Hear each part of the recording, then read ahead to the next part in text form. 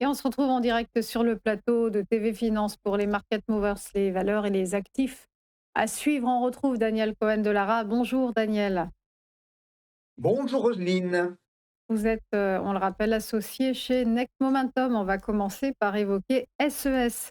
Les cours de l'opérateur de satellite luxembourgeois ont bondi de près de 3% hier et s'envolent de plus 18% depuis début janvier.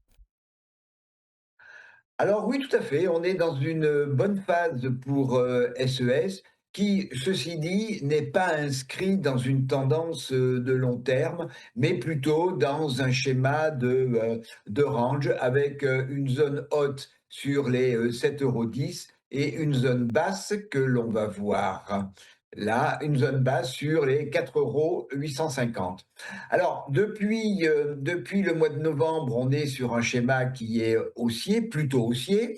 On le retrouve avec les moyennes qui sont sur le graphique, à savoir la 200 qui était légèrement haussière, qui s'aplatit un petit peu, mais elle va vite repartir vers le haut. Là, l'exponentielle 65 également, qui est légèrement haussière, et l'exponentielle 13. Et vous savez que c'est une moyenne mobile que j'aime beaucoup parce que quand elle est en tendance en schéma haussier, quand elle est support au mouvement, ça veut dire que ce mouvement a une véritable dynamique.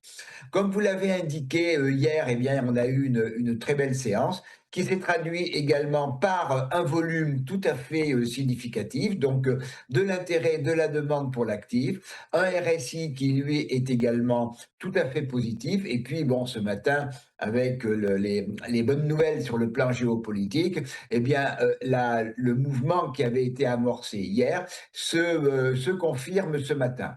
Alors, quels sont les objectifs? Alors, on arrive, hein, comme je l'ai indiqué, dans une zone qui est une zone plutôt de résistance, mais il y a encore de la marge, hein, avec des niveaux à 6,85 € et la zone des 7 €, 7,07 € et 7,17 €.